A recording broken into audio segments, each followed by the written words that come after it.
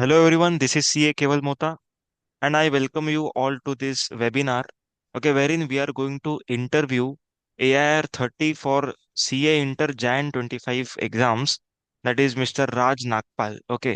So I welcome you Raj, okay, this is your stage now, okay, आपको यहाँ पर हम लोग पूछेंगे कि क्या किस तरीके से आपने रैंक सिक्योर किया, ओके, रैंक लाने के लिए आपने क्या चीज़ों का इस्तेमाल किया, किस तरीके से उसको यूज़ किया, क्योंकि कैसा होता है मटेरियल सबके पास है बट उसका बेस्ट यूज जो करता है वो रैंक लेके आता है, ओके। सो हम लोग इस वीडियो के द्वारा, ओके, इस मीटिंग के द्वारा स्टूडेंट्स को ये बताएंगे कि रैंक किस तरीके से लाना है, आपको स्टडी किस तरीके से करना है, आपका अप्रोच क्या होना चाहिए, okay. So all the thing which is mattering is the approach, okay, what matters is approach, हम लोग का अप्रोच क्या होना चाहिए, सोचना किस तरीके से। तो काफी सारे क्वेश्चन स्टूडेंट्स के दिमाग में जो मैं आपको पूछते जाऊंगा स्टार्टिंग से लेकर के, okay, have to answer that, okay, and I hope students will take a good insights from this recording, okay. So let us start. Raj, आपके बारे में थोड़ा सा बताओ हम लोग को कि आपका फाउंडेशन का जर्नी क्या रहा और सीए आपने चूज जो किया, ओके, वो किस तरीके से, पहले से प्लान था सीए करना है या कैसे आपने चूज किया। So first of all, I want to thank you and all the teachers for your efforts. ये रैंक मेरे अकेले की वजह से नहीं आया, आपके और पेरेंट्स के पूरे सपोर्ट की वजह से आया था। And the thing about my foundation journey was, मैंने स्टार्टिंग से डिसाइड किया था 11th-12th से कि I want to do chartered accountancy as a course, क्योंकि I wanted to get into the finance field, वो इन्वेस्टमेंट बैंकिंग वेंचर कैपिटलिस्ट वो सब। नया नया शार्क टैंक भी आया था, तो I was very motivated into this field.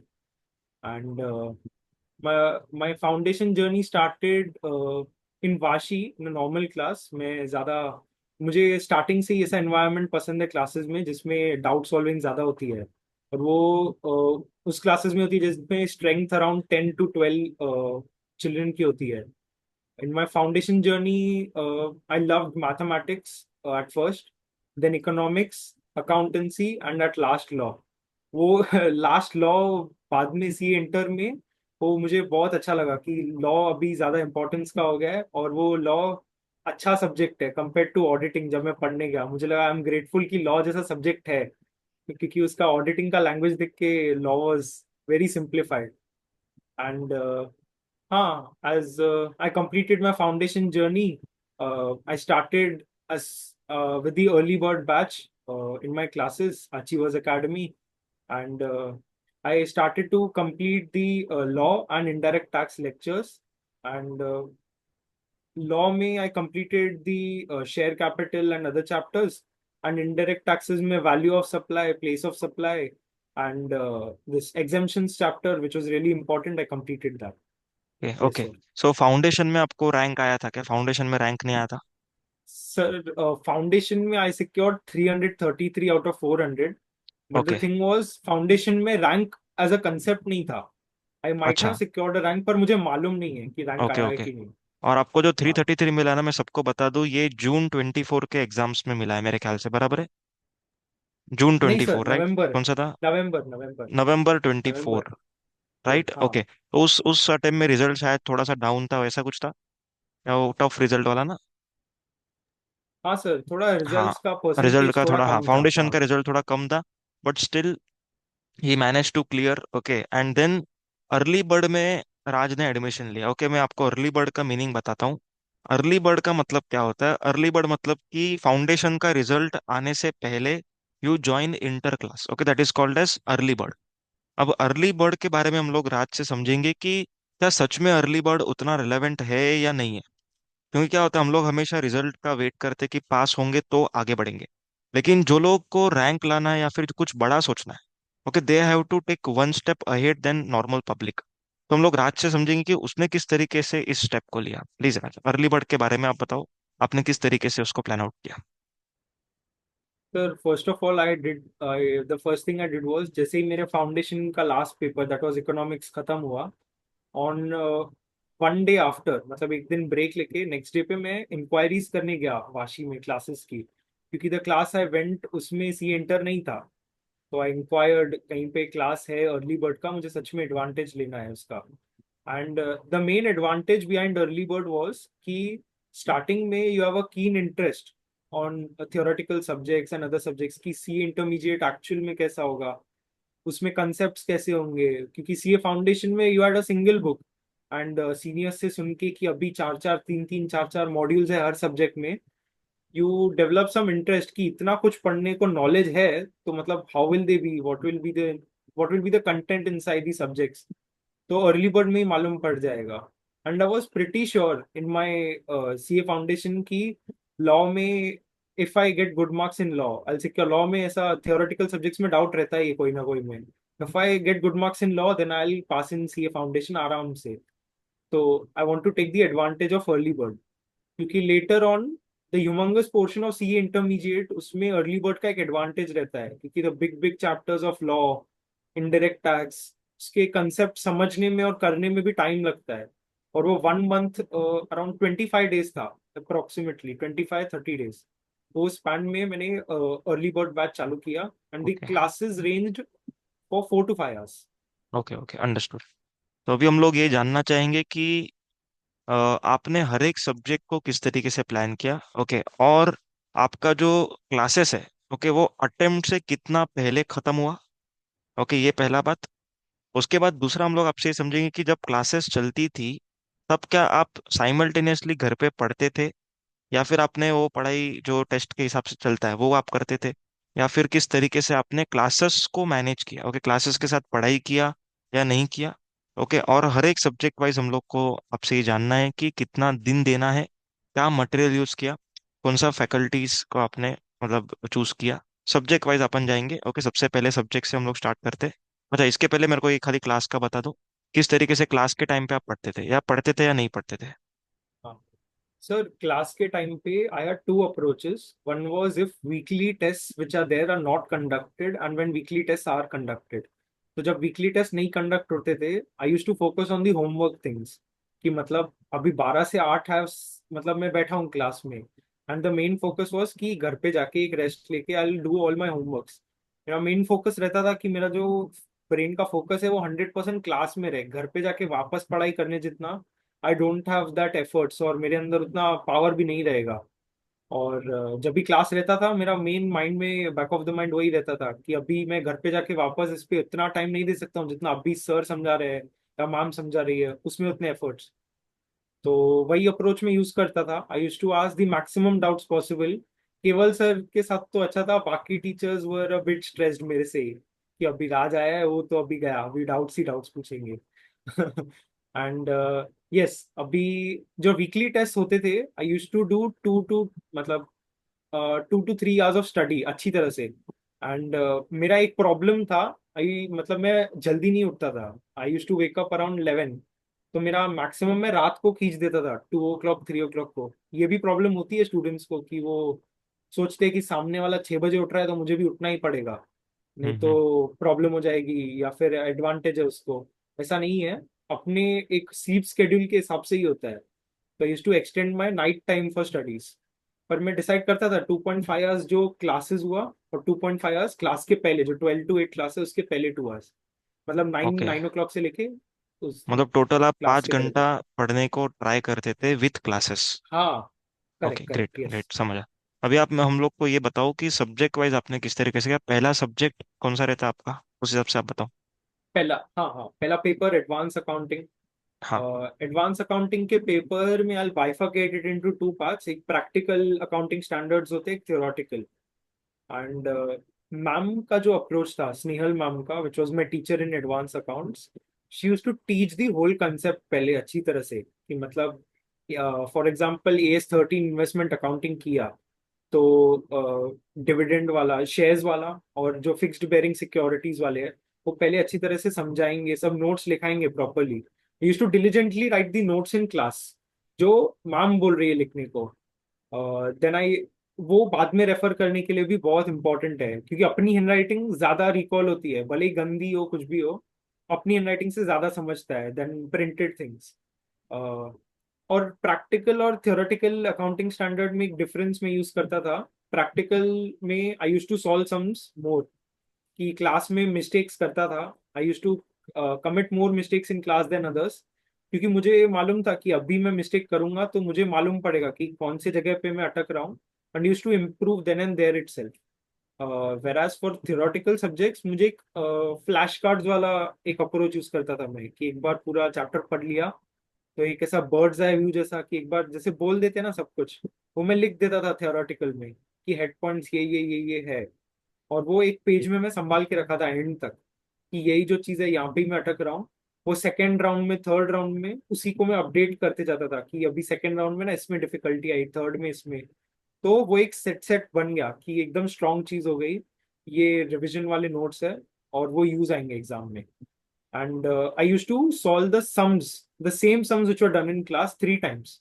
मैं अच्छा, नए सम्स पे फोकस नहीं करता था, तो आपने क्योंकि एक ही मैम सम जो सिखाया है उसी को आप over a period of time तीन, 3 बार सॉल्व करते थे? हाँ हाँ, मतलब समझो उसका बुक में मेनली, आपके 100 क्वेश्चन है फॉर एग्जाम्पल। सो हाँ आप 100 क्वेश्चंस में से सारे क्वेश्चन सॉल्व करने के बाद, ओके, ये हाँ, पूरा सब्जेक्ट का फर्स्ट रीड खत्म हुआ। अब सेकेंड रीड में आप वापस से पूरे 100 क्वेश्चन सॉल्व करेंगे, ऐसा? वापस वापस, हाँ ओके। सेम ही चीज वापस। इसमें एक एडवांटेज वो होता है कि आपको मालूम पड़ती है कि आप सेम चीज जो आपने एक बार पढ़ी है उसमें वापस आप मिस्टेक करोगे, तो आपको नया मिस्टेक का एरिया मालूम पड़ेगा, कि अभी मैंने लायबिलिटी सेक्शन में मिस्टेक नहीं किया, अभी असेट सेक्शन में निकल रही है बैलेंस शीट टैली होने में, तो वो मालूम पड़ता है कि कौन सा सेट सेट है। आरटीपीज एमटीपीज मैंने क्लास में भी सर से सीखा था, कि it is all secondary, main content पे फोकस करना है, content and all is clear, तो वो सब डेफिनेटली आएगा, उसका कॉन्फिडेंस 100% रहेगा ही रहेगा। यस। वंडरफुल। Okay okay. और कितना दिन आपने फर्स्ट टाइम रीडिंग में अकाउंटिंग को दिया? फर्स्ट रीडिंग में कितना टाइम आपने दिया? फर्स्ट मैंने एक्चुअली सर एक half half day approach use किया था। मतलब 10 डेज मैंने फर्स्ट मॉक को लिए, then 5 days for mock two, and then 2.5 days. मैंने 2.5 डेज लिया, फिर उसके बाद 1.5 वाले मेन एग्जाम। ओके, मतलब ऐसा टोटल आपने 10, 4 रीड किया। पहला रीडिंग, हाँ ओके, 10 दिन पर सब्जेक्ट, एम आई राइट? हाँ ओके, हाँ, दस 10 दिन दिन पर पर सब्जेक्ट। सब्जेक्ट। उसके बाद पाँच करेक्ट। दिन पर सब्जेक्ट, फिर 2.5 दिन हाँ पर सब्जेक्ट, एंड लास्ट में इट हाँ, वाज फिर 1.5 दिन पर सब्जेक्ट जो एग्जाम के हिसाब से। हाँ हाँ, अंडरस्टूड। करेक्ट। ओके। तो सब यस सब्जेक्ट को यस। सेम टाइम देना है या फिर कुछ सब्जेक्ट ज्यादा लेंदी है तो उनको ज्यादा टाइम देना हाँ सर, इसमें मुझे पर्सनली प्रैक्टिकल सब्जेक्ट्स में प्रॉब्लम कम आती थी, तो I use to devote it a lesser time than taxation and other subjects. मुझे इसमें कंसेप्ट्स क्लियर रखने में ज़्यादा एफर्ट्स लगते थे, डायरेक्ट टैक्स में स्पेशली।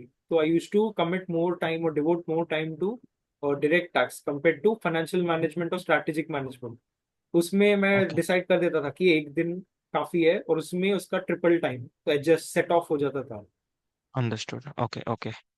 सेकंड सब्जेक्ट के बारे में बात करेंगे अभी। सेकंड सब्जेक्ट क्या होता है आपका? Corporate and other loss. Okay, तो इसके बारे में आप बताइए हाँ कि क्या फैकल्टी, कौन से फैकल्टी से आपने पढ़ा, क्या मटेरियल यूज किया, कितने revision and all, same process में आप बताइए। सर, मैंने कॉपरेट एंड अदर लॉज भी डॉली मैम से ही पढ़ा था, जो अचीवर्स एकेडमी में थी। एंड पर इसमें I use to do one thing, मैं नोट्स, ये सब्जेक्ट में पर्टिकुलरली थियोरेटिकल सब्जेक्ट में नोट्स लिखने में, कि मतलब उसमें ज्यादा ध्यान नहीं देता था थियोरेटिकल सब्जेक्ट में, लॉ में, क्योंकि I use to focus more on concept.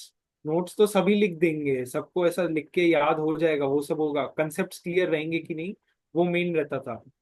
And main thing I use to do in law was, मैं रियल लाइफ सिनेरियो से लिंक करने का ट्राई करता था।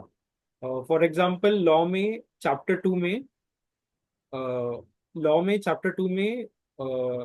एंट्रेंचमेंट प्रोविजन था। एंट्रेंचमेंट प्रोविजन में होता है कि निकाल नहीं सकते या कुछ भी चीज वैसे था।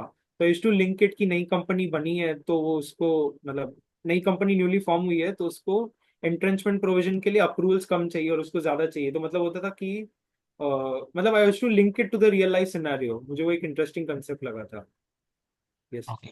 और लॉ के लिए आपने समराइज मटेरियल कुछ फॉलो किया है, खुद का बनाया? लॉ में मैंने हाँ, लॉ में मैंने समराइज्ड वो बनाए थे, क्या बोलते हैं, फ्लैश कार्ड्स, जैसे मैंने बताया अकाउंट्स में, same flash cards I use to make for law, कि मतलब सेक्शन नंबर्स के हेडिंग्स नहीं, मैं फ्लैश कार्ड्स उसके बनाए थे, डेज के। और ओके अनदर थिंग सर, मैंने ऑनलाइन पे शुभम सिंगल सर का बुक यूज किया था। आई बॉट दैट बुक क्योंकि मुझे उसका सर वो वन थिंग है, क्योंकि मॉड्यूल 3 मॉड्यूल थे और तीनों मॉड्यूल हम्म। बहुत ज्यादा बड़े थे। तो आई ओके। वांटेड वन थिंग कि मॉड्यूल ही है, पर वो 200 पेज के अंदर कुछ मुझे मटेरियल मिले मार्केट में। अच्छा, तो आपने तो आई बॉट लेक्चर लिया शुभम था सिंगल डॉली मैम का। मैम का। ओके, हाँ और जो बुक आपने यूज किया वो शुभम सिंगल सर का बुक यूज किया। हाँ ओके, अंडरस्टूड। करेक्ट, मैंने अपने नोट्स नहीं बनाए, वहां से लर्न हाँ। किया, ऐसे था। Okay okay okay, understood. और इसको भी सेम टाइम दिया, 10 दिन लॉ के लिए, या फिर उससे कम हाँ टाइम लगा पहले, रहेगा? नहीं फर्स्ट नहीं नहीं, रीडिंग 10 दिन 10 डेज। प्रॉपर, फर्स्ट रीडिंग दस टेन दिन डेज ये कितने बराबर वही। घंटे, कितने घंटे वाले 10 दिन थे? और 10 दिन अराउंड 12:30, 12 साढ़े 12 बस। अच्छा, 12.5 घंटे 12, 12.5। वाले 10 दिन। दस ओके दिन ओके, हाँ। 12 साढ़े 12 घंटे, ओके ग्रेट। आपका हाँ हाँ। ब्रेक का टाइम क्या होता था, मतलब जनरली आप कितना ब्रेक प्रेफर करते थे? Break in the sense in a day break sir, in the कि सेंस, डे के। आपका रात का स्लीप टाइम आवर्स में बता दो एक हम्म। पॉइंट। फिर दोपहर का जो लंच का ब्रेक रहता है वो टाइम बता दो। वो हाँ, आई यूज टू स्लीप अराउंड 3:30 रात को। वो एक मतलब स्टूडेंट्स को अपने रिक्वायरमेंट्स के हिसाब से टेलर करना चाहिए स्लीप, मैं वैसे करता हम्म। था। यूज टू स्लीप अराउंड 3:34, मतलब 3 को सो जाता था, 3:30 4 को नींद आती थी अच्छी, और वो 11 AM खुलती थी। तो around 6 to 7 hours of sleep. अच्छा, रात को सिक्स हाँ टू सेवन 11 आवर्स AM। और हाँ। हाँ 11 मतलब 10:45 यूज टू वेक अप, समझ पंद्रह गया। मिनट के अंदर। ब्रश के भी पहले I use to touch my book. घर पे उसी मामले में डांट भी पड़ती है कि नहाने और ब्रश करने से पहले तो बुक उठा रहा है, ये सब गलत बात है। हाँ, अच्छा, यूज टू फोकस की immediately the first thing when I look when I wake up is my books and the thing which I have to learn. Very nice very nice, okay. अभी हम लोग बात करेंगे थर्ड सब्जेक्ट की। Third के अंदर दो पार्ट है। Okay, that is direct tax and indirect tax, बराबर? तो अभी डायरेक्ट टैक्स का प्रिपरेशन आपने किस तरीके से किया, और डायरेक्ट टैक्स के साथ साथ ये भी बताना आपकी एमसीक्यू। ओके, लॉ में भी एमसीक्यू होते हैं मेरे ख्याल से। ओके, तो एमसीक्यू का यस प्रिपरेशन सर। के बारे में भी बताना, और डायरेक्ट टैक्स और इनडायरेक्ट टैक्स इसका प्रिपरेशन किस तरीके से किया? एमसीक्यूज के प्रिपरेशन के बारे में sir, I use to learn the whole modules. तो मुझे एमसीक्यूज में I use to keep it as a set aside कि टिक टिक टिक टिक करके सॉल्व करना है। मतलब सेट सेट मैंने 100 150, शुभम सिंगल का लॉ का बुक था सर, एक प्रैक्टिकल वाला। उसमें इट हैड एवरी ईयर के compiled MCQs along with the module MCQs, along with some tough ones जो सीए फाइनल के थे, क्योंकि हमारे फेमा एक चैप्टर था वो सीए फाइनल में था and it had been shifted to us. तो उसके बहुत ज्यादा एमसीक्यूज उसमें आए थे, तो प्रीवियस ईयर आरटीपी एमटीपी सब it was combined in the book. वो मैं एमसीक्यूज डिलीजेंटली सेट सेट 1 घंटा बैठ के सब 30 के 50 50 100 वो कर देता था। And use to mark LDR in that, कि जो लगे कि टफ है वो लास्ट रीडिंग में काम ओके, आएंगे वो वैसे। Understood understood. हाँ, अब डायरेक्ट टैक्स के बारे में बताओ। और डायरेक्ट टैक्स में sir, first of all sources of income, मतलब वो जो चैप्टर है वो income heads heads of income वाले। हम्म। हाउस प्रॉपर्टी और रेसिट, मतलब हाउस प्रॉपर्टी था। और फिर ये सब profits and gain from business and profession, salaries, ये वो चैप्टर हमारे, मैंने टीचर का क्लासेस और लेक्चर्स अटेंड किया। एंड मार्केट में एक विवित्सु करके वो था publisher which used to publish books. I use to refer that क्योंकि उसमें previous year questions for direct tax, previous year questions RTP MTP व compiled. I use to refer that, उसमें सब समराइज था। Used to learn full thing first, क्योंकि direct tax में there is a thing मुझे जो प्रॉब्लम लगी, वो सब कुछ लिंक्ड है, वो पूरा एक चैप्टर में ना, मतलब ये एक चैप्टर ही लिंक नहीं है, वो डिडक्शन से भी लिंक्ड है। वो एक ही चैप्टर में डिडक्शन का भी पूछेंगे, तो पहले वो जो चैप्टर्स है जो लिंकिंग वाले हैं ना, वो पहले अच्छी तरह से याद कर दो, कि जैसे डिडक्शंस है, या फिर वो माइनर इनकम वाला क्लबिंग ऑफ इनकम चैप्टर है, वो सब अच्छी तरह से याद करो, तो वो पीजीबीपी वो फुल फ्लेज्ड इनकम सम्स वो सब में प्रॉब्लम ही नहीं आएगी। एंड मुझे पर्सनली ज्यादा टाइम लगा डायरेक्ट टैक्स में, आई यूज टू टेक अच्छा, 12 13 days। हाँ। Okay okay. और इसके अंदर आपने एबीसी एनालिसिस कुछ किया था, या फिर सारे चैप्टर्स को इक्वल इंपॉर्टेंस दिया था, या फिर कुछ ऑप्शन में भी छोड़ा था? या ऑप्शन में नहीं छोड़ा तो मतलब ऑप्शन में छोड़ना चाहिए, या फिर हाँ स्मार्ट स्टडी के हिसाब से आपको खाली इंपॉर्टेंट इंपॉर्टेंट करना चाहिए? कैसे करना चाहिए? सर, जब पहले फर्स्ट राउंड ऑफ रिवीजन कर रहे हैं तो उसमें स्मार्ट अप्रोच कुछ भी नहीं करना है, प्योर एकदम हार्ड अप्रोच यूज करना है कि हर एक चीज का, हर एक concept I have to learn. 10 days का 12.5 भी हो गया चलेगा, पर एक सब कुछ क्लियर रहे। क्योंकि बाद में दो नेक्स्ट नेक्स्ट राउंड 5, 2.5 या 1.5 डेज होगा ना, उसमें ऐसा मोमेंट आ सकता है कि ये चैप्टर का टाइम ही नहीं मिल रहा है। तो वो अंदर कॉन्फिडेंस रहेगा कि वो जो फर्स्ट राउंड 12 डेज मैंने जो पढ़ाई किया उसमें सब किया था मैंने कवर। मैंने पर्सनली, मुझे टीडीएस चैप्टर वो सब थोड़ा डिफिकल्ट लगे थे ग्रास्प करने को। तो I use to take more efforts on that. और I use to make acronyms, कि मतलब फॉर एग्जांपल ऐसा एज अ कार्टून करके बनाया, CARTON, उसमें सी से कुछ, ए से कुछ, आर से कुछ, एज एन एग्जाम्पल वैसे बनाए थे ओके, एक्रोनिम्स। समझा। ओके, ठीक। तो डायरेक्ट टैक्स में सबसे बड़ा चैप्टर जो रहता है PGBP.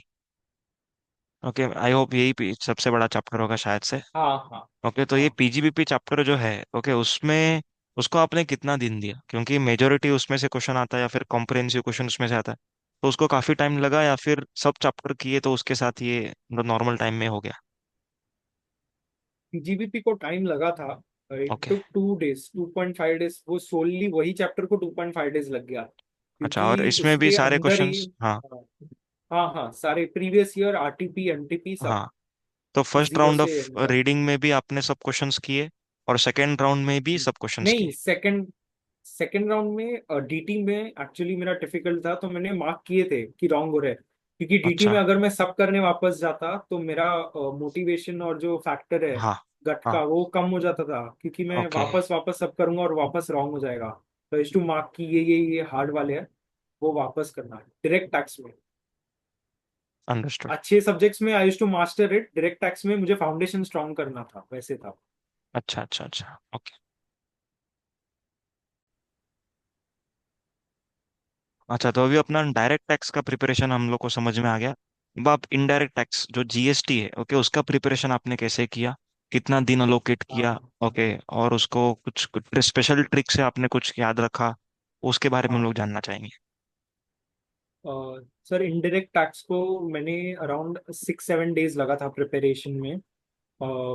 And the thing was, class में I use to do this one thing. आपने जब क्लास आप पढ़ा देते थे पूरा, used to do one thing, याद है आप एंड में used to recite everything again जो क्लास में हम्म। पढ़ाया। तो बिफोर रीचिंग होम, मैं अपना घर पे पहुंचने के पहले I use to also say those things again, कि मैंने क्लास में बैठा हूँ, ध्यान दिया है, तो मैं भी रिसाइट कर पाऊंगा वो चीज। वही सेम चीज ऑडिट में भी काम आया है। मतलब saying everything which you have learned in the whole class, वो एक चीज काम आया while learning things in the preparation phase also when I used to revise things. क्योंकि लिखने जितना, वापस रिकॉल करने जितना टाइम नहीं होता है, वो हम्म। रिसाइट करना फास्टर होता है थोड़ा। यस। And some, okay. हाँ। हाँ, अच्छा, एंड तो सम फिर ट्रिक्स विच हाँ, आई, बताइए। हम्म। हाँ नहीं, tricks which I used were previous year questions and all. I used to bifurcate it. I used to mark LDR and the sum, वही sums मैं वापस वापस सॉल्व करता था। यस। ओके, तो राज जो है वो हम लोग का वाशी में अचीवर्स एकेडमी करके, ओके, वहां पर he was offline batch student. Okay, तो ऑफलाइन में वो जीएसटी मुझसे पढ़ा था। ओके, तो हम लोगों ने जो भी मटेरियल दिए थे, ओके, वो किस तरीके से आपने यूज किए, वो हम लोग जानना चाहेंगे। यस सर, आपके मटेरियल में the first thing was the theoretical thing. I used to learn those things पहले अच्छी तरह से। और वो भी आपने एक अच्छी चीज की थी कि you had kept the question answers eight the and. साथ साथ में क्वेश्चन आंसर्स, क्योंकि होता है सर, पढ़ा तो वो तो याद ही रहेगा, क्वेश्चन आंसर्स तो इमीडिएटली करने का कोई पॉइंट नहीं है। तो सब चीज अच्छी तरह से आई यूज टू लर्न। वही चैप्टर में एंड में you had put some sheets summarise summary का। वो जो समराइज पार्ट है, वो जो शीट है, वो एलडीआर लास्ट डे रिवीजन पे मैंने फोल्ड करके रखा था, वो काम आया था एंड में, कि ये फोल्डेड पार्ट याद करने का ही टाइम है अभी, वो जो एक एक मेन थ्योरी है उसका करने का उतना टाइम नहीं है। I use to mark things और वो लास्ट डे पे करता था। And the okay. Question answers में भी same same approach. I use to hmm. Sort and filter out LDR mark करके, वही LDR repeatedly okay, same. Understood. तो चार्ट बुक करके एक था, वो इन लोग को दिया हुआ था। Okay, but that chart book मैंने उसको क्या कर दिया, अभी A4 में बना दिया है। ओके, मतलब chart book in the sense, पहले वो A3 में हुआ करता था। Now that chart book is in the form of A4, the content is same. और थोड़ा सा कंटेंट को हम लोगों ने क्या किया, main book plus chart book in दोनों का कॉम्बिनेशन बना के, ओके, एक हैंड बुक बनाया है। ओके, तो अभी वाले जो स्टूडेंट्स हैं उन लोग को एक हैंडबुक मिलेगा, okay, which would be similar that of chart book, and also will contain logical points of main book as well, okay. तो इस तरीके से राज ने प्रिपरेशन किया। और मेन चैप्टर जो है एग्जामेशन, ओके, जिससे स्टूडेंट्स को बहुत डर लगता है, ओके, उसको आपने सारे एग्जामेशंस किए थे या फिर कुछ एक तुक्का मारा था या फिर क्या किया था आपने एक्चुअल में? I still remember sir, examination chapters मैंने पहली बार क्लास ज्वाइन करने से पहले ही ऐसे ही मैंने बुक खोला जीएसटी का, और एग्जामिशन आया, तो आई यूज टू थिंक कि यार इतना सब कुछ कैसा होगा।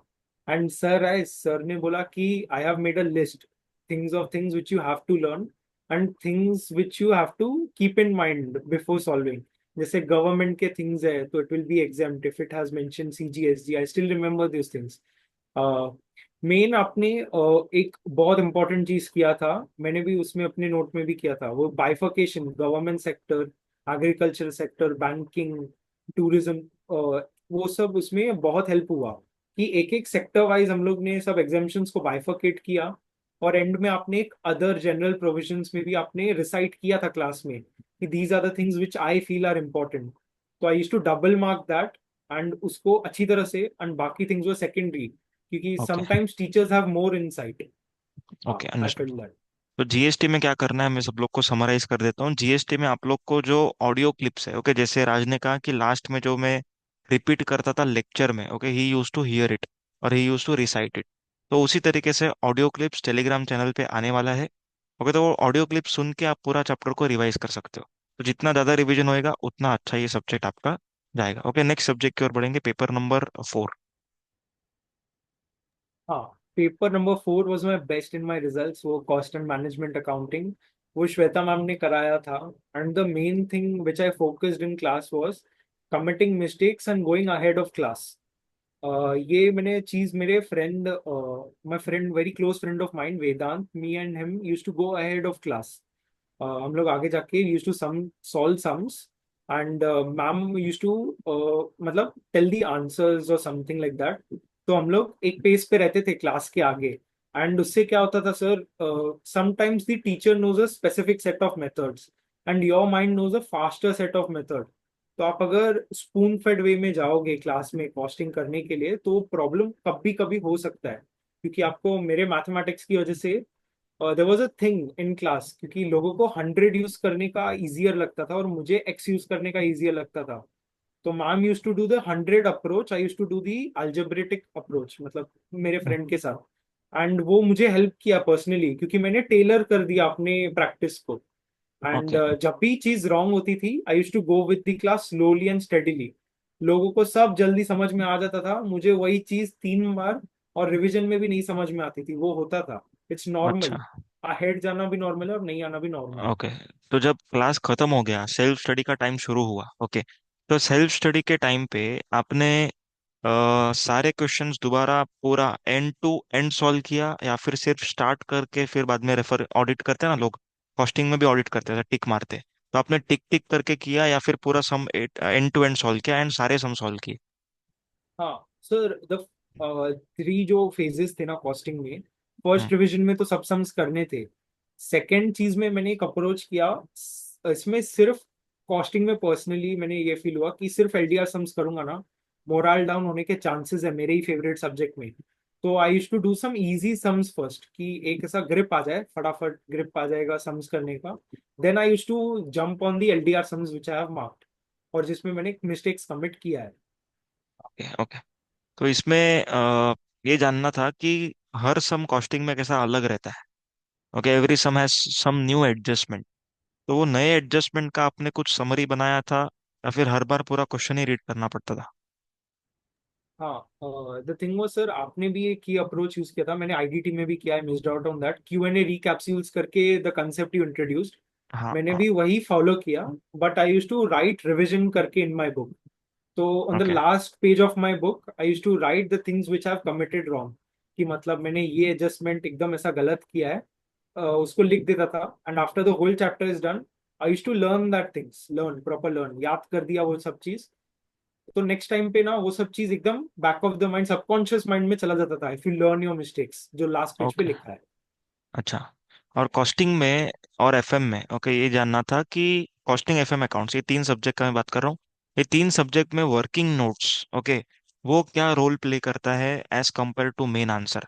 ओके, अगर समझो मेन आंसर गलत हुआ पर आपका वर्किंग नोट में स्टेप वाइज सही है, तो क्या मतलब आपका एग्जाम में किस तरीके से पेपर गया, एंड इस तरीके का आपने कुछ प्रॉब्लम फेस किया था क्या मेन पेपर में, कि आपको आंसर शायद नहीं आया हो बट आपका जो स्टेप्स है वो धीरे धीरे धीरे करके सही हुआ है, तो नोट्स आपको किस तरीके से लिखना चाहिए?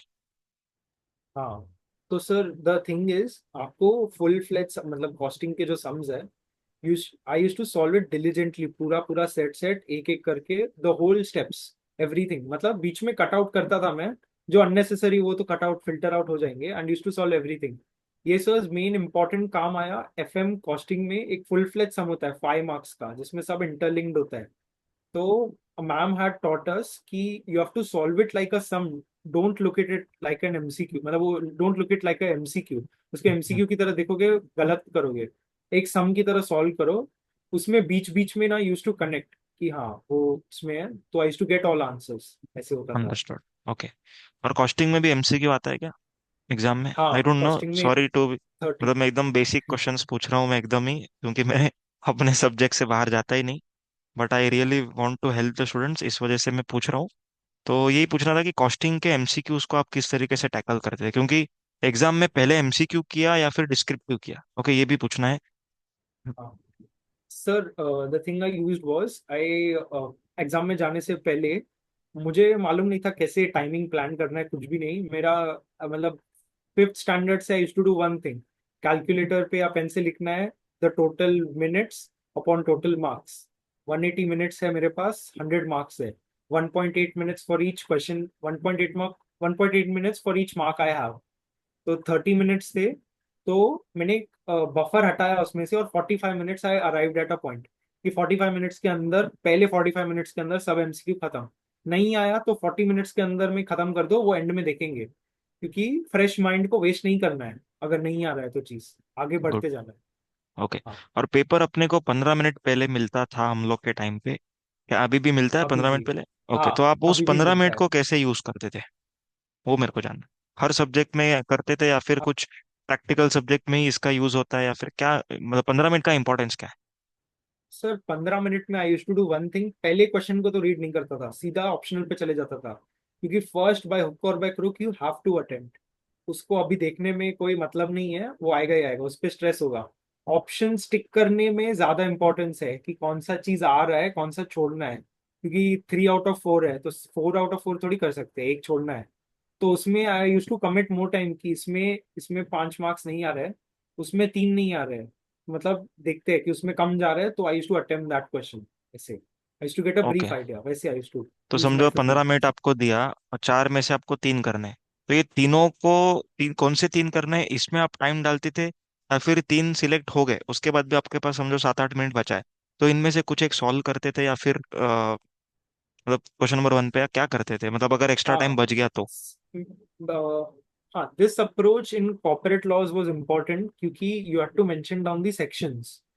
तो एक बार मैंने तीनों क्वेश्चंस मार्क कर लिए कि आइडिया आ गया, ये पार्ट आ रहा है राइट पे, I use to write down the main points कि फॉर एग्जांपल सेक्शन है ये, फॉर एग्जांपल सेक्शन 8 है एनजीओ का, चैरिटेबल ऑर्गेनाइजेशन का, सेक्शन 8 लिखा, और साइड में मेन 2-3 हेड पॉइंट्स लिखा। मेन मैंने क्या किया सर, फर्स्ट 5 मिनट्स को भी एक्सटेंड किया पेपर का, पेपर पे, क्वेश्चन पेपर पे लिखने के लिए पेंसिल से, क्योंकि ओ, क्या है सर, बाद में जब पेपर आप बीच फेज में चले जाओ, थर्ड क्वेश्चन पे पहुंचो एंड में, वो भूल जाते हो आपकी स्टार्टिंग में याद क्या किया था। तो वो हम्म। हेड पॉइंट्स लिखा ना, मैं एग्जाम के पहले ही, मतलब एग्जाम जस्ट स्टार्ट करने से पहले ही आई हैड एवरीथिंग, कि मतलब ओके, सेट सेट पड़ा है मेरे पास। समझा। और कभी अगर समझो ऐसा हुआ कि कॉस्टिंग का एक क्वेश्चन आया है 8 मार्क को, ठीक है, उसमें आपको आ रहा है, ऐसा आपको लग रहा है, लेकिन सम के बीच में पहुंचने के बाद आपको लग रहा है कि यहाँ पर मैं अटक गया, ओके, तो वहां पर अगर समझो उसका डेडिकेटेड टाइम, जैसे आपने बोला 1.8 मार्क्स के लिए 1 मिनट या फिर जो भी है, मतलब डेडिकेटेड टाइम जो सम का था, ओके, अगर वो समझो हाँ, निकल गया, तो फिर भी आप क्या उसी सम पे स्टिक रहोगे, उसको खत्म करने के बाद ही दूसरे पे जाओगे, या फिर उसको छोड़ दोगे? What approach did you use? हाँ, there was a thing sir, ये मेरे साथ प्रैक्टिकली पेपर में भी हुआ। कैपिटल बजटिंग का क्वेश्चन एफएम में आया था, and I stuck on that. पहले पेपर्स में प्रॉब्लम नहीं आई, आई स्टक ऑन दो दैट सम पर्टिकुलरली, ज्यादा टाइम लग गया था उसमें। तो I shifted to the next sum, उसको छोड़ दिया जैसे है वैसे ही, कट मार दिया जहाँ पे गलती मालूम है वहां पे कट पेन से मार दिया। फिर I use to jump on the other questions and में करने के लिए। उसको सोचो सर, क्योंकि अगर बीच में ही if you take very much time in it, दूसरे आंसर्स पे अच्छे पे अफेक्ट हो जाएगा उसका। So use to okay, keep it for the end, वापस अंडरस्टूड। रेक्टिफाई एंड में करना है। ओके, और सारे सब्जेक्ट्स में आपने 100 मार्क्स का पेपर लिखा या फिर कुछ छूट गया या फिर ऑप्शन में छोड़ा गया था? ओके, ये जानना था। Sir in every each and every paper I have written for 100 marks, not even a great. Single question. क्योंकि 30 मार्क्स जो एमसीक्यू के थे, वो भी नेगेटिव मार्किंग नहीं था। तो अगर नहीं आ रहा है तो the most appropriate answer which you can think of उसको टिक करना होता है। अच्छा, आई यूज्ड मतलब टू टिक 100 मार्क्स दैट, का लिखना ही है। करना ही है, हाँ करना ही है। अंडरस्टूड, वो अंडरस्टूड। तो था ही। ओके, और उसके बाद सेकंड अपना कौन सा सब्जेक्ट हो गया? अभी पेपर नंबर 4 हो गया, राइट? व्हाट इज हाँ, पेपर नंबर 5 एंड उसका अप्रोच क्या था? ऑडिटिंग, हाँ, ऑडिटिंग एंड ऑडिटिंग एथिक्स। सबसे खतरनाक सब्जेक्ट सारे स्टूडेंट्स के लिए। तो ऑडिटिंग के बारे में हमको इंसाइट्स मिलेंगे, अभी ध्यान से सुनना किस तरीके से। Yes. हाँ, ऑडिटिंग में sir the chapters which I use to learn was एकदम अंदर से, कंटेंट टू कंटेंट अच्छी तरह से। I use to learn each and everything. Time लगता था ज्यादा, but it was an investment. मैं इन्वेस्टमेंट की तरह देखता था कि इसमें जितना टाइम मिल रहा है मैं आगे में सेट ऑफ कर लूंगा, इसमें टफ लग रहा है एफर्ट्स डाल देते हैं। एंड ज्यादा टाइम की वजह से मुझे बैकलैशेस आते थे, बट मैं कभी भी उसको साइडलाइन नहीं करता था कि छोड़ देते चलो, ये चैप्टर छोड़ दिया। एंटिटीज, फाइनेंशियल एंटिटीज चैप्टर मेरे फ्रेंड्स छोड़ देते थे, और मैं बैठ के, मुझे 3 दिन फाइनेंशियल एंटिटीज में ही लग गए कि सब वो चैरिटेबल ऑर्गेनाइजेशन है, एजुकेशन इंस्टीट्यूशन है, सिनेमा है, वो है। तो I have to prepare for each and everything. डर के लोग प्रिपेयर नहीं करते, you have to prepare for each and everything, कुछ भी छोड़ना नहीं है। Okay. And sir, economies to scale करके कंसेप्ट है। Once you learn everything properly in audit, वो लैंग्वेज का ग्रास्प आ जाता है 2-3 बार करने के बाद। मुझे पहली रीडिंग में तो कुछ भी नहीं समझ में आता था ये चल क्या रहा है, फिर सब सेकेंड रीडिंग क्वेश्चन में और सेम समझ लगता में। है? सब क्वेश्चन सेम हाँ, लगता है पहली बार में? हाँ। Correct, okay. हाँ। हाँ, उसके फिर बाद? हाँ। सेकेंड राउंड में और इजी हुआ, और फिर थर्ड में, हाँ, आई अंडरस्टूड कि अभी ये पढ़ के समझ में आ रहा है कि ये लाइन ये मतलब बोल रही है, या कुछ वैसे। And okay. Other thing was question answers, I sidelined it. मैंने क्वेश्चन आंसर्स को इम्पोर्टेंस बिल्कुल भी नहीं दिया। आई, मतलब माय अप्रोच वाज कि जो बुक में है वो कंटेंट के अंदर वो आएगा, द मेन कंटेंट जो मॉड्यूल के अंदर है वो हम्म। उसमें से अंदर अंदर से ही आएगा। पर्सनली अच्छा, वो मेरा 10 स्टैंडर्ड का भी अप्रोच काम आया। कौन सा मटेरियल आपने यूज किया था ऑडिट के लिए? हाँ, ऑडिट के लिए I used Shubham Keswani's book. Shubham okay. Keswani करके एक ऑथर है, हाँ। उनका एक बुक है रिवीजन करके, आई यूज दैट बुक। ओके, और अंडरस्टूड। नोट्स लिखने में I didn't commit time, I bought a book. Yes. Okay, okay, उनके समरी बुक से, समरी बुक की मेन बुक क्या रहता है उनका? उनका सर एक मेन बुक रहता है which has all the standards of auditing in it. Okay, yes. Understood. ठीक है। तो ये हो गया ऑडिट का। अभी ऑडिट में कुछ ना कीवर्ड्स बहुत इंपॉर्टेंट होते हैं, कीवर्ड्स जो अपने आंसर में होने चाहिए। क्या उसका लिस्ट आपने बनाया था या फिर रीडिंग करते करते वो लैंग्वेज ऑटोमेटिक आपको जम गया? और ऐसा इन पर्टिकुलर मैंने लिस्ट नहीं बनाया था सर। आई यूज टू, मतलब हाईलाइट कर दिया था मैंने पेंसिल से सर्कल करके कि ये वर्ड इंपॉर्टेंट, वो गट फीलिंग से था कि ये वर्ड इंपॉर्टेंट लग रहा है। और हाँ, गट फीलिंग से मालूम पड़ गया था कि ये वर्ड इंपॉर्टेंट है। मोस्ट ऑफ द टीचर्स को बहुत अच्छा चीज होता है कि वो मार्क करवा देते हैं कि ये वर्ड्स इंपॉर्टेंट है। हम्म। मुझे पर्सनली, मैंने नोट्स ऐसे खरीदे थे तो मेरे गट फीलिंग पे मैंने वो मार्क किए थे वर्ड्स। ओके। हाँ, वही वर्ड्स इम्पोर्ट, जैसे रिस्क ऑफ मटेरियल मिसस्टेटमेंट। तो हाँ। उसका, हाँ, ये एक अप्रोच है। जो हम्म। बुक में हम्म। बड़े वर्ड्स को या शॉर्टेंड इट, जैसे रिस्क ऑफ मटेरियल मिसस्टेटमेंट है तो उसको रॉम बोलते थे, हाँ। ROMM। तो हाँ। ऐसे बुक शॉर्टन हो गया, और कॉन्फिडेंस भी बिल्डअप हो गया कि सब ओके, कुछ आ रहा है समझ में। समझ गया। ग्रेट। अच्छा, उसके बाद ऑडिट का जो रिवीजन आपने किया, ओके, आपने पेपर लिखा कभी? ऑडिट का जो टेस्ट पेपर होगा या फिर कोई भी टेस्ट सीरीज, ओके, मतलब हर एक चैप्टर का, वो फर्स्ट रीडिंग के बाद लिखा या फर्स्ट रिवीजन के बाद लिखा या फिर सेकंड रिवीजन के बाद लिखा, वो जानना था। क्योंकि स्टूडेंट्स को समझ में नहीं आता है कि फर्स्ट टाइम पढ़ने के बाद टेस्ट पेपर डायरेक्टली देना चाहिए या फिर एक बार रिवीजन होने के बाद देना चाहिए। Okay, that approach we want to understand from तो फर्स्ट रीडिंग के बाद I use to solve the ICI के क्वेश्चंस एज अ टेस्ट। मतलब वो एक टेस्ट की तरह ही था। आई यूज टू, मतलब मैं पीछे के आंसर्स नहीं देखता था पहले की, मतलब आंसर्ड सोल्यूशन, सॉल्व आंसर्स वो नहीं, क्वेश्चंस एक बार सॉल्व करो और रीचेक करो answers. Then I use to take the test in class, weekly class test जो होती थी वो किया। एंड देन एक रिविजन राउंड के बाद the mocks. I use to do that mocks, और उसमें टाइम फैक्टर एक प्रॉब्लम था मेरे लिए। मैंने 3 आवर्स का पेपर ऐसा 3 या 30 मिनट्स लग गया लिखने में, तो वो आस्ते पर आस्ते आपने इम्प्रूव पूरा हुआ। लिखा? ओके, यू रोट हाँ, फुल पर पूरा पेपर की? लिखा, हाँ, फुल ओके। पेपर। फुल हाँ पेपर यू रोट, उसमें जो आपने क्या किया, जितना एक्स्ट्रा टाइम लगा, ओके, उस एक्स्ट्रा हाँ टाइम को सेव करने के लिए फिर सेकंड टेस्ट लिखा या फिर हाँ सिर्फ हाँ। एक ही टेस्ट लिखा? नहीं sir, I use to do one thing which was 3 hours 30 minutes का पेपर लिखा। थ्री हाँ, आवर्स जब खत्म हो गए, I marked a black pen से एक मार्क की फिनिश।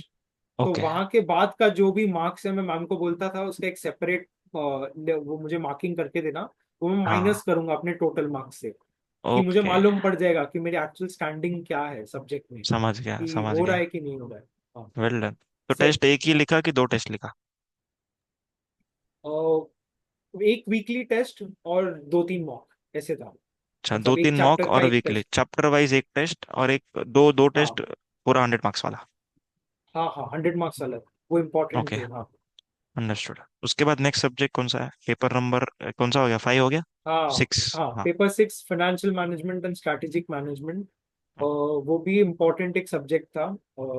एफएम वो मोस्टली कॉस्टिंग जैसा ही था, क्योंकि it was a very practical subject, ज्यादा थ्योरी नहीं था। और हाँ, तो सेम कॉस्टिंग जैसा ही अप्रोच है, you have to solve each okay. And every sum. और थोड़ा एक बिगिनर अच्छा स्टार्टिंग सम करना है, फिर उसके बाद जो एलडीआर मार्क किए सेकंड थर्ड राउंड में वही अगेन।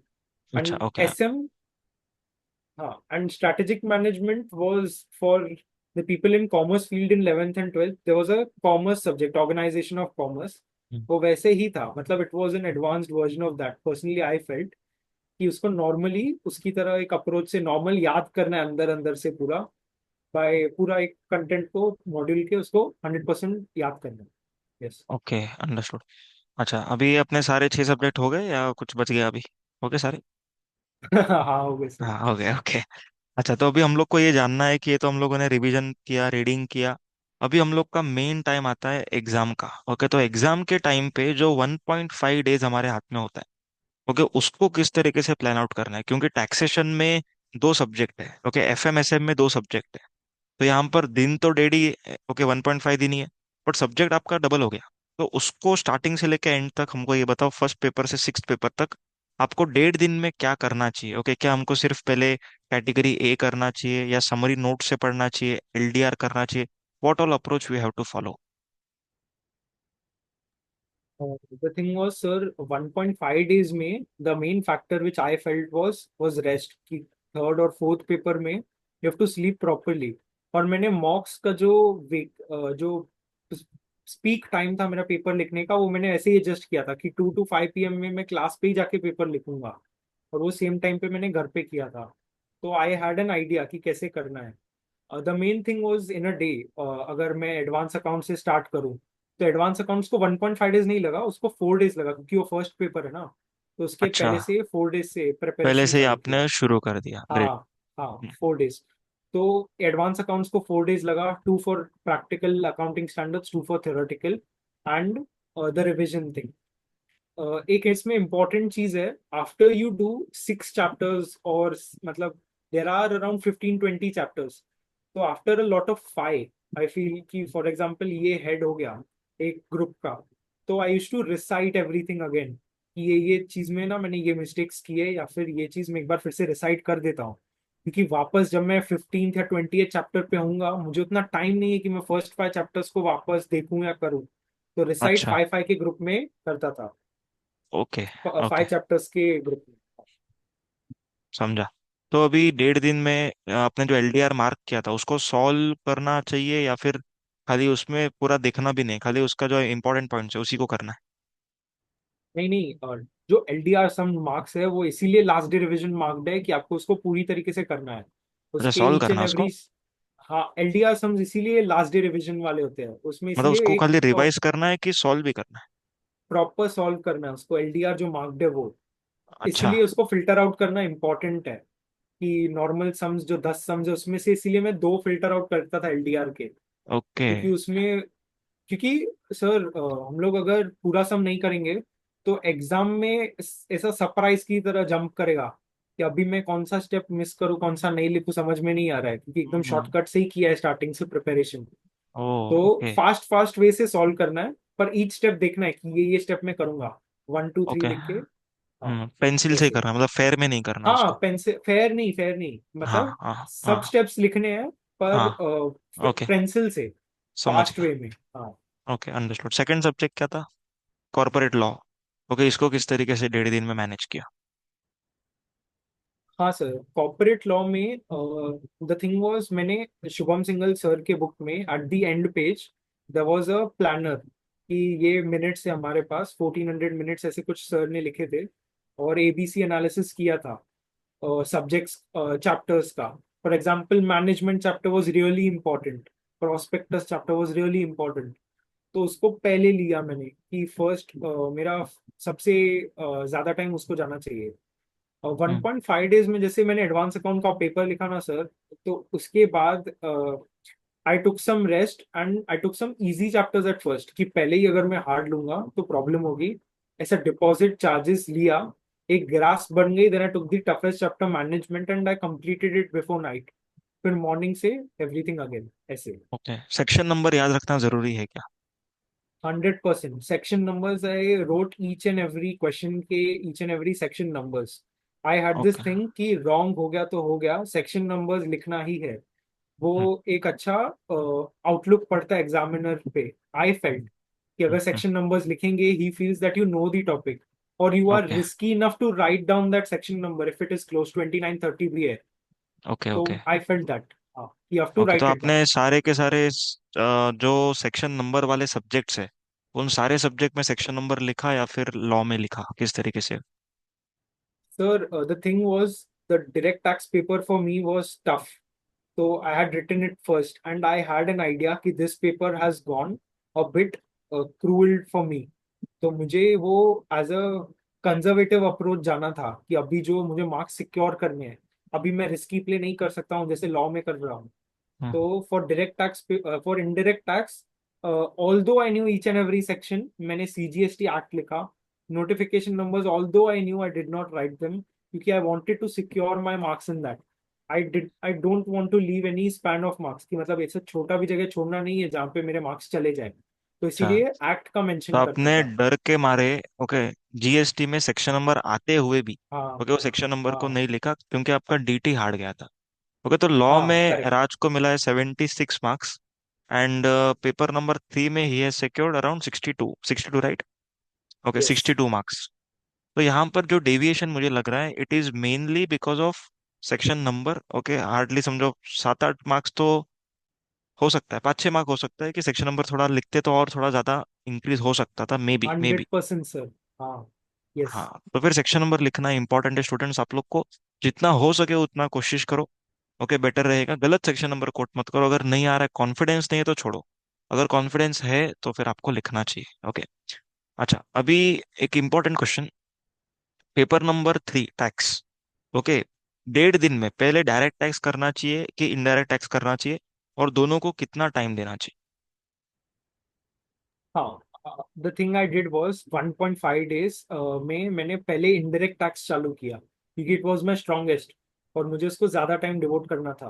तो 2 पार्ट्स थे, हाफ डे था, और afternoon before lunch I completed my indirect tax, and after lunch till night और the other morning before the paper I completed direct tax. तो 0.75 मैंने ऐसे बाइफरकेट किया था, पहले दोनों को इनडायरेक्ट हाफ टैक्स हाफ फिर दे दिया? Direct tax. ओके। हाँ हाँ, दोनों को हाफ हाफ डे और equally, fifty subject fifty wise marks अगर के ऊपर। डीटी बढ़ा है, सब्जेक्ट वाइज अगर डीटी बढ़ा है, तो डीटी को ज्यादा टाइम लगना चाहिए, या फिर दोनों इक्वल टाइम में हो गया, या फिर आपने डीटी में कुछ चीजें हाँ ए बी सी में से सिर्फ ए बी कैटेगरी किया, या ऐसा कुछ किया प्लान आउट? हाँ ऐसा, हाँ सर ऐसा हुआ था, क्योंकि मुझे पर्सनली लग रहा था कि इनडायरेक्ट टैक्स में जितने ज्यादा मैं सिक्योर कर सकूं मार्क्स उतने कर दूंगा। And I kept direct taxes secondary, की उसमें मुझे ज्यादा मार्क्स सिक्योर करने के लिए वो एडेड एडवांटेज है। मेन एडवांटेज मेरा इनडायरेक्ट टैक्स है। तो डायरेक्ट टैक्स में I left out some chapters which was my main mistake. मेरे आज भी मुझे लगता है कि टीडीएस में एंड टीसीएस में I left out on things. On filing of return मुझे आता था, पर तभी भी मुझे 1.5 डेज में उतना टाइम नहीं मिला कि मैं उसको अच्छी तरह से कर पाऊँ। But okay. Still I saw them, ऐसा एक ग्रास्प हम्म। किया। वो हम्म। एमसीक्यू में काम आया थोड़ा बहुत, पर आई रिग्रेटेड इट वाइल सॉल्विंग, कि मुझे तभी थोड़ा बहुत नहीं आ रहा था। अच्छा। और उसके बाद एक क्वेश्चन ऐसा है कि अमेंडमेंट्स जो आते हैं, ओके, तो वो अमेंडमेंट्स एग्जाम के लिए कितने रेलेवेंट है? तो सारे अमेंडमेंट्स करने चाहिए, या फिर अमेंडमेंट्स में से आता नहीं है, या फिर अमेंडमेंट में से कैसे क्वेश्चन आते हैं? ओके, आपका अप्रोच क्या था अमेंडमेंट को लेके? Sir, I diligently learned all the amendments which were there. PDFs market में समराइज फॉर्म में डायरेक्ट टैक्स के आए थे। I don't know the publisher as of right now. तो मैंने डायरेक्ट टैक्स के अमेंडमेंट्स वहां से समराइज देखे थे सब। I learned it at first, और before sleeping I just saw it once, कि एक बार जो इम्पोर्टेंट नहीं थे, मतलब थियोरेटिकल थे, तो एक बार देख लिया मैंने। और डायरेक्ट टैक्स के अमेंडमेंट्स मेरे रिविजन टेस्ट पेपर्स में आए थे आईसीआई के। एंड वेराज इनडायरेक्ट टैक्स के अमेंडमेंट्स जो थे, रिविजन टेस्ट पेपर्स में फोकस नहीं हुआ था, और पेपर में एग्जैक्टली ऑपोजिट हुआ था। इनडायरेक्ट टैक्स के दो क्वेश्चन सेट सेट आए थे, और डायरेक्ट टैक्स के अमेंडमेंट्स कुछ भी नहीं आए थे। तो you have to learn amendments by hook और बाय क्रुक, अच्छी तरह से करना है अमेंडमेंट्स। वो आएगा ही आएगा, अमेंडमेंट्स ओके। उन लोग का फोकस होता है। अंडरस्टूड। ओके, उसके बाद next paper number 4, audit. Audit है ना paper number 4? I don't know, costing. No, paper number 4 is costing, yes. Costing, हाँ, तो पेपर कॉस्टिंग 5 के है। बारे में, हाँ, ओके। कॉस्टिंग के बारे में बताओ, 1.5 दिन में क्या अप्रोच रहा? हाँ, 1.5 दिन में I had sums, for example 50 sums थे। मैंने 10 एलडीआर अभी मार्क किए हैं 50 में से। तो 10 एलडीआर तो है, पर sir if you do only LDR sums, moral down होने के चांसेस है इन पेपर। सिर्फ डिफिकल्ट सम्स करना अच्छी बात नहीं है। मैं वो भी पर्सनल रिकमेंडेशन दूंगा कि स्टार्टर इजी सम्स करना चाहिए, 2 या 3 सम्स, कि एकदम बेसिक वाले मालूम में आ रहा है, पर तभी भी एक बार कर दो पेंसिल से फास्ट फास्ट, कॉन्फिडेंस बिल्डअप होगा। Then jump to LDR. Okay. मैंने ऐसा मार्क किया था, वो ऐसे ही फॉलो हम्म। किया डिलीजेंटली। ओके। ओके। और कॉस्टिंग के एमसीक्यू में आपने कुछ स्पेशल मेथड रखा, क्योंकि कॉस्टिंग के एमसीक्यूज में कैसा बहुत टाइम जाता है? ओके, तो उसके लिए आपने क्या मतलब मेथड यूज किया? हाँ sir, personally I felt MCQs में लिंक्ड होता है चीजें। For example, it's a set set MCQ of 5 questions. तो समटाइम्स द फर्स्ट क्वेश्चन का A part is linked to the C part, D और ई ऐसे बी ऐसे लिंक्ड है सब। तो कभी एकदम गॉन अप्रोच, मतलब गॉन केस है कि पेपर में कुछ नहीं आया, जैसे मेरे पास मॉक में हुआ। आई आई फेल्ट कि paper was really tough for me costing में। तो मैंने एमसीक्यू में द बैकवर्ड अप्रोच यूज किया, उल्टे से मैंने सॉल्व किया, जो आंसर दिया है उसको फिल आउट किया इन्फॉर्मेशन में, फॉर्मूलाज में, and I got a value. वो वैल्यू सेकंड क्वेश्चन में यूज किया, उससे थर्ड भी आया, फोर्थ भी आया। वो बिल्कुल भी रिकमेंडेड नहीं है। मैंने एक बार देखा है आईसीआई के मॉक्स में, कि 4 क्वेश्चंस के जो 4 एमसीक्यूज है ना, उन लोग ने ऐसे सेट सेट अलग अलग भी पैटर्न्स बनाए हैं। मतलब मैं आउटस्मार्ट करने का किया, वो मॉक्स में हम्म। काम आया, मॉक्स में 5 के 5 क्वेश्चंस करेक्ट आए। पर एकदम जब डिफिकल्ट टाइम आ जाए कि पेपर नहीं आ रहा है, तो this approach could be used कि एकदम लास्ट मिनट में this approach could be used कि बैकवर्ड सॉल्विंग, अच्छा, वैल्यूज रिवर्स डाले, कैलकुलेशन, हाँ। वो वैल्यू रिवर्स कैलकुलेशन, उसको लिंक किया बराबर। एंड ऑल क्वेश्चंस मार्क किए। हाँ। अंडरस्टूड।